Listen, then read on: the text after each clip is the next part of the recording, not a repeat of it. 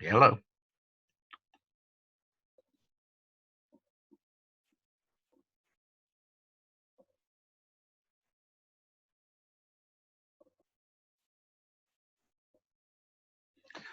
Okay, so this is gonna be uh, lecture one on special senses. It'll cover olfactory, um, gustation or taste, and vision. Shouldn't take too long. All righty. So, how would you like to have this job? Apparently she has a really good sense of smell. So we're going to talk about, and so I guess she's checking out different deodorants. Okay, so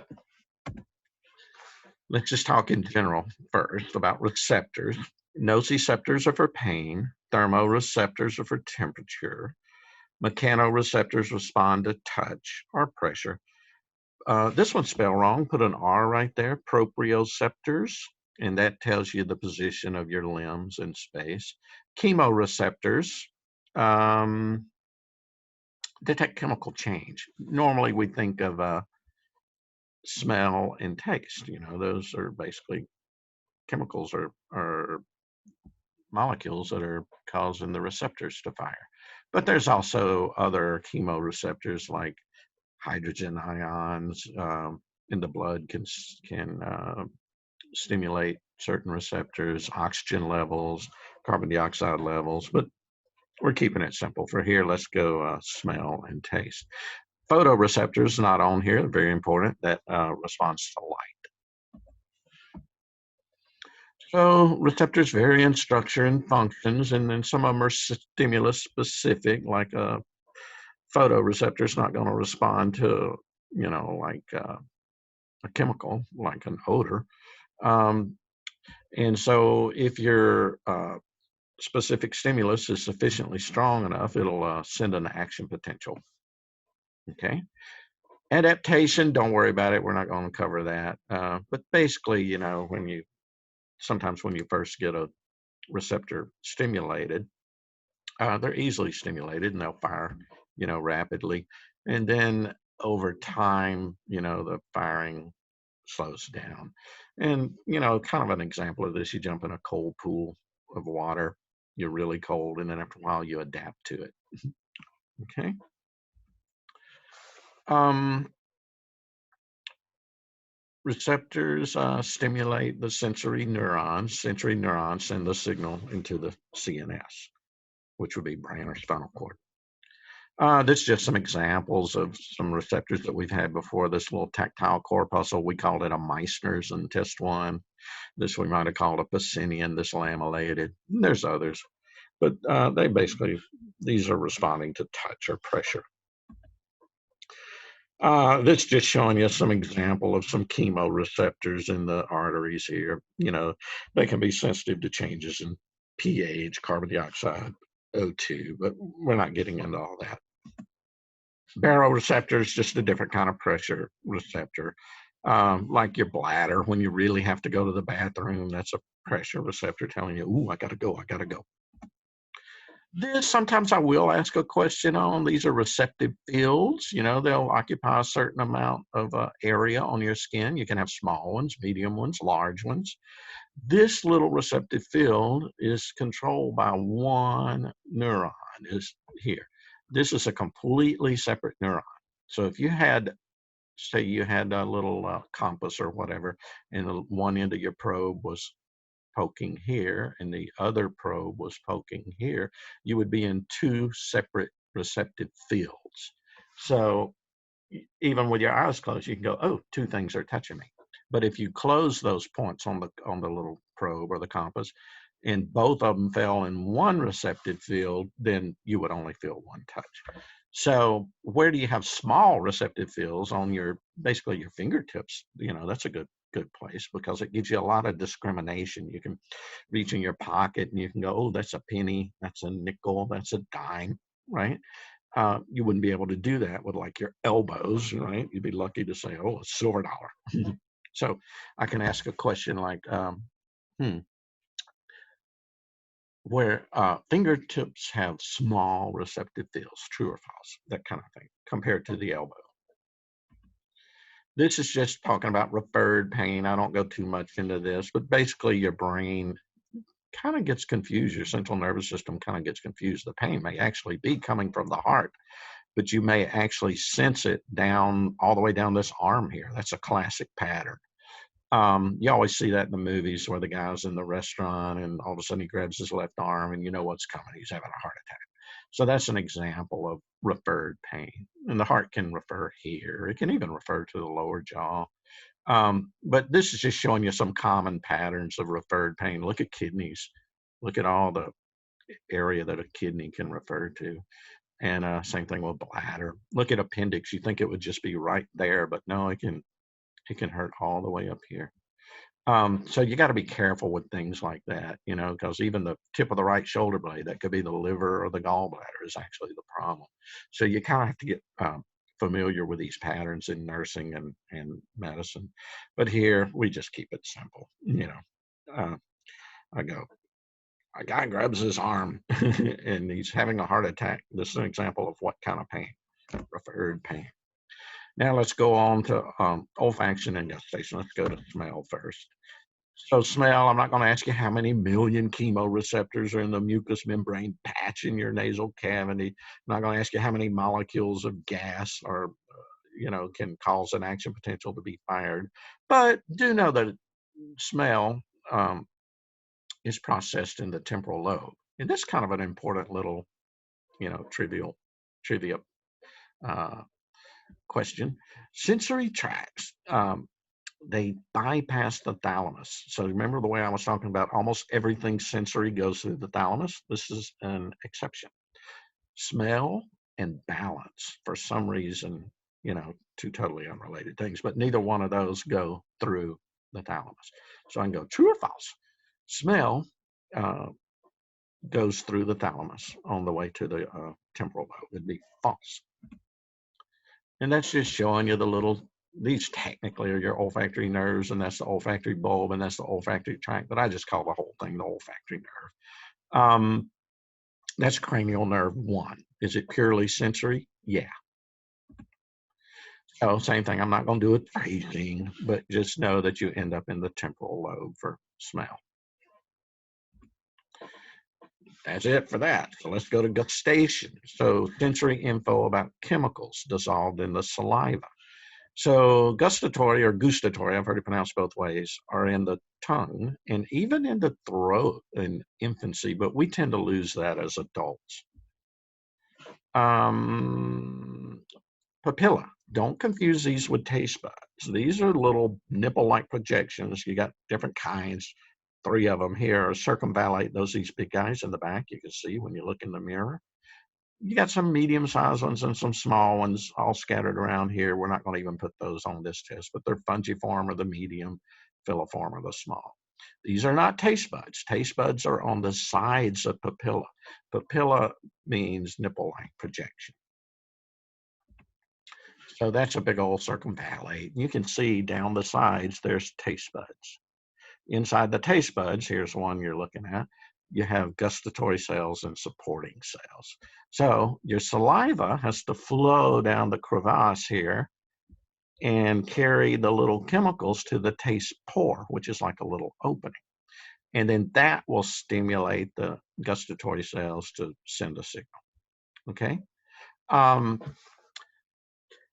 So you can have, supposedly, according to your book, 10,000 taste buds on the sides of one papilla, like one of these big ones. It seems like an awful lot to me, but that's what they say.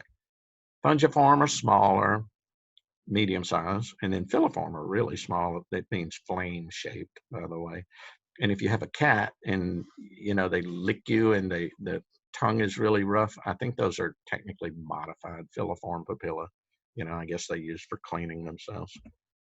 Gustatory receptors, you might have 40 of them in a taste bud. I'm not going to get that picky. And then you can have a lot of taste buds on one big papilla. Okay, that's just showing you the configuration. So three nerves that innervate the gustatory receptors. So the anterior 2/3 of the tongue. I do ask this sometimes.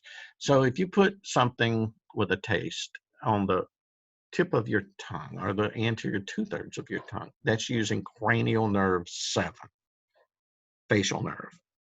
If you put it back there by the circumvallate papillae on the back, it's cranial nerve 9 is what is, those signals are going up. Why? I don't know. It's just the way we are. So glossopharyngeal is on the posterior 1/3 of the tongue.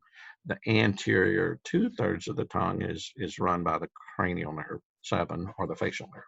Don't worry about vagus. That's way in the back. That's throat. And just a little side note, doubt I'd ask it, but like jalapeno pepper juice, you put that on your tongue, that's more of a pain. I think that's actually going up the trigeminal because it's more like a pain. All right. So that's just showing you anterior 2/3, posterior 1/3, and then we're not going to worry about the vagus here in the back.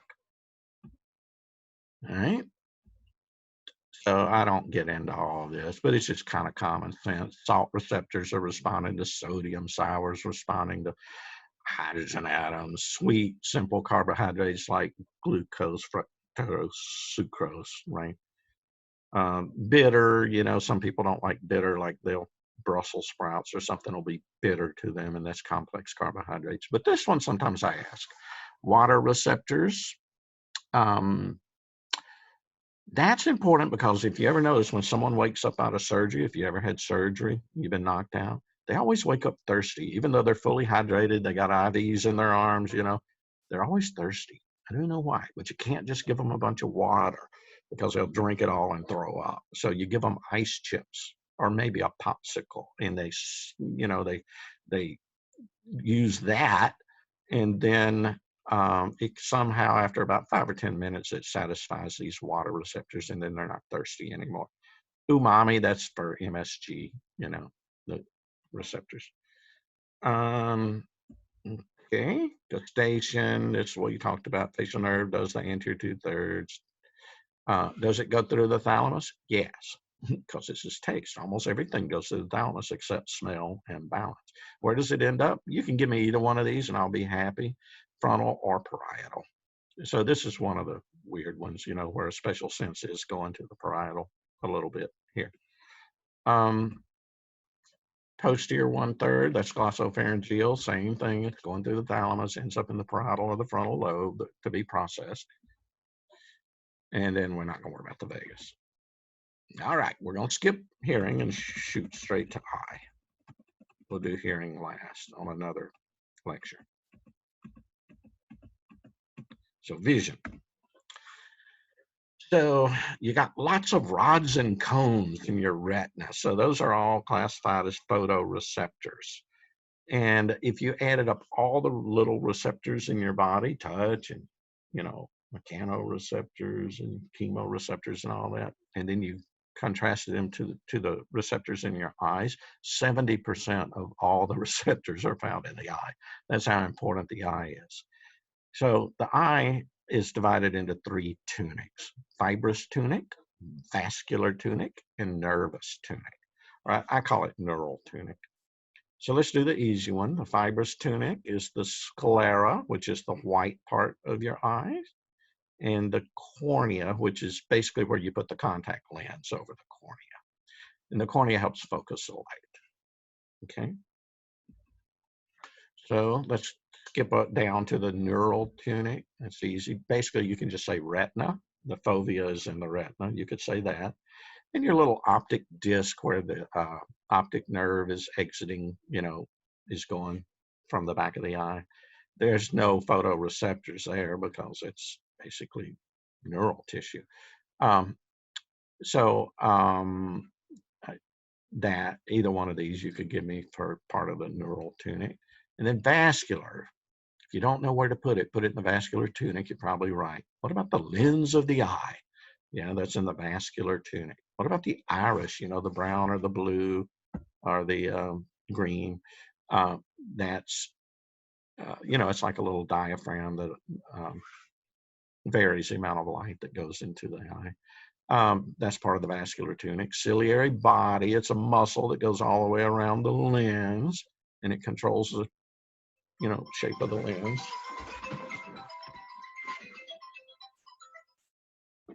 Sorry, I'm back. And the choroid, which is sandwiched in between the retina and the sclera. I'll show you. It was easier when you can see it. But first, let's look at this. So I got this laminate. Basically, that's your tear gland. So call it the lacrimal gland. Your tears flow across here, and they go through these two little holes called punctum, lacrimal punctum, and then they drain here through your nasolacrimal duct.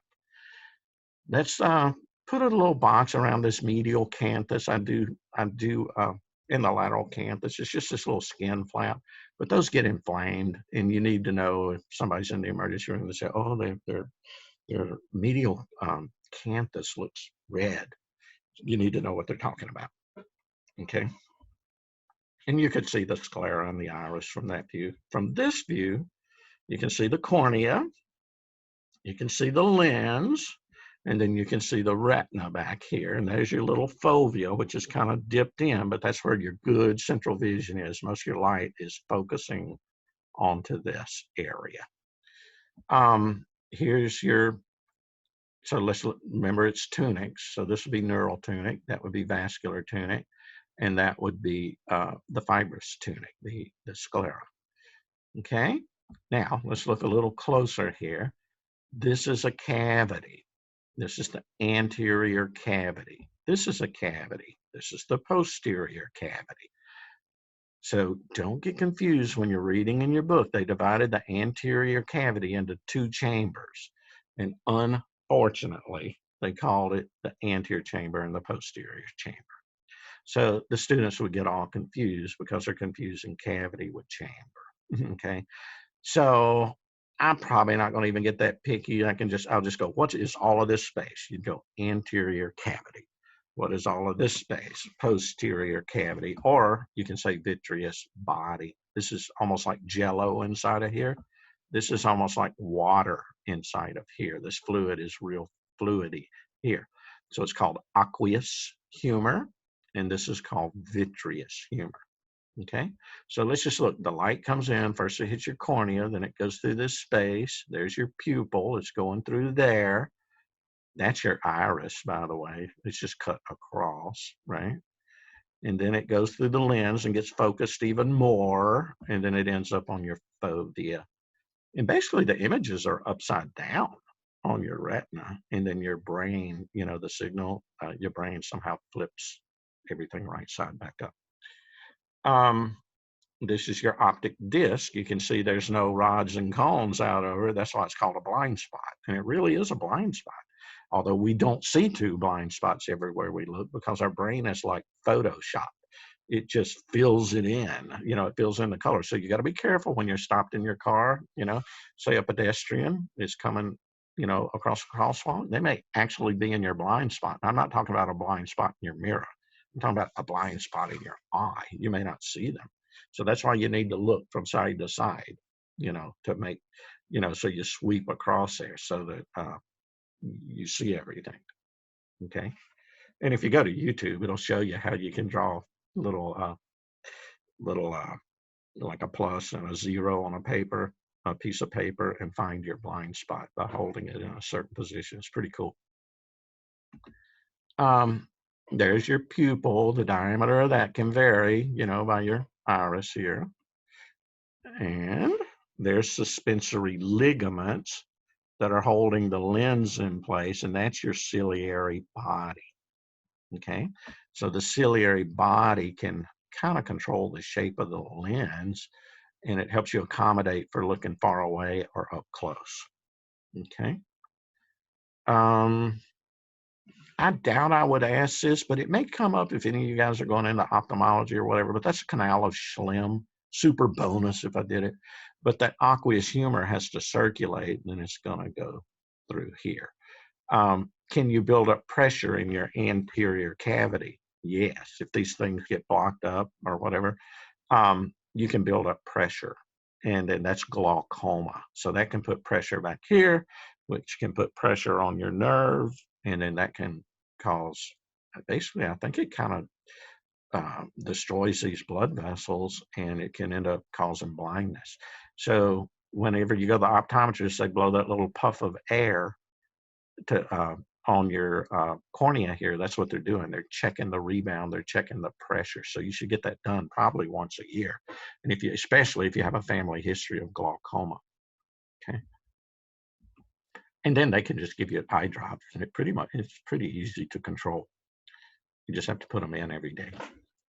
All right, special eye drops. Okay. All right, there's the ciliary body. You can see it. And there's the lens. And the ciliary body, remember, it makes a big circle around the lens. So it's kind of weird. When you're looking far away, that ciliary body is relaxed. So when it's relaxed, the circle actually gets bigger and puts tension on the lens and pulls the lens flat.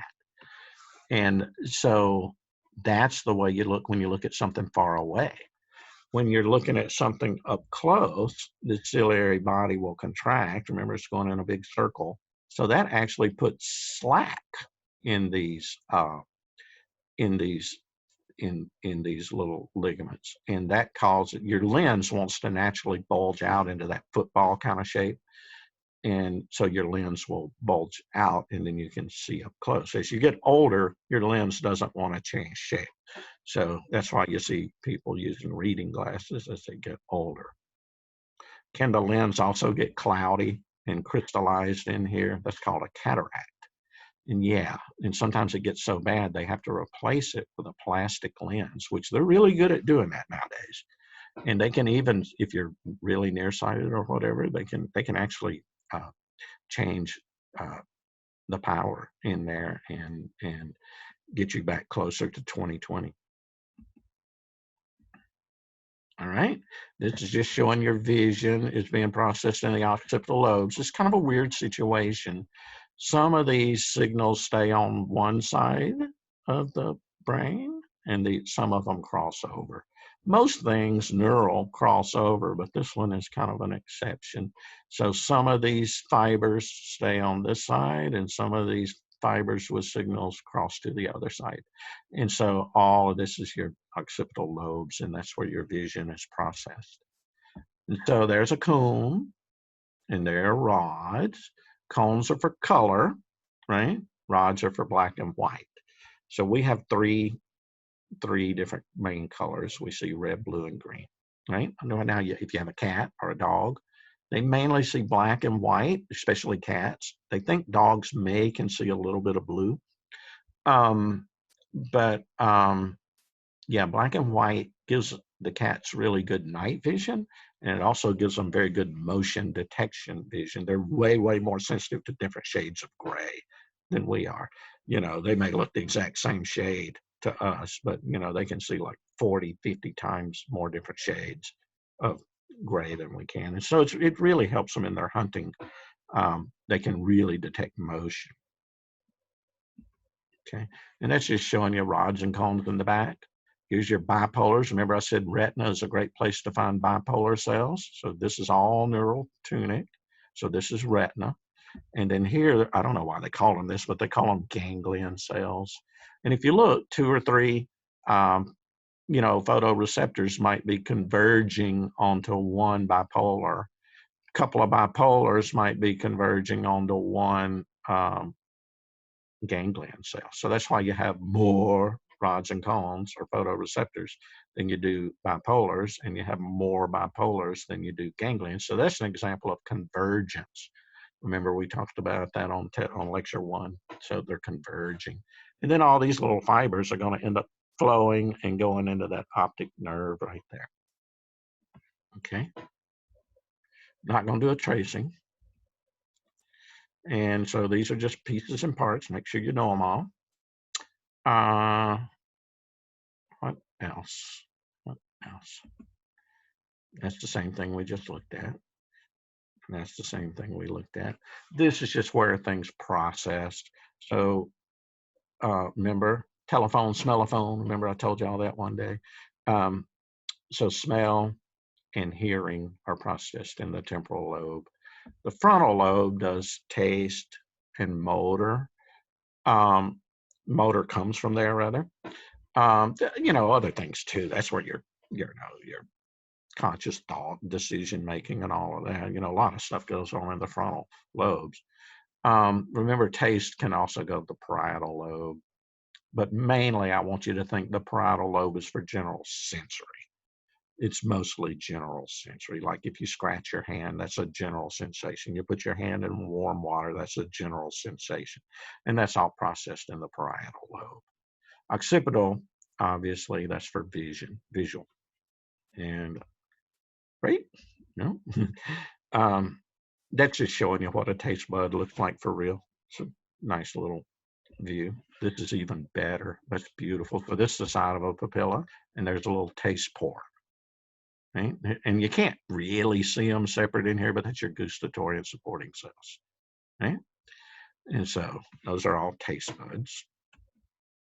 And then we haven't done the ear yet. We'll do that next time. Okie dokie. So let's see. I think that's about it. Let's see.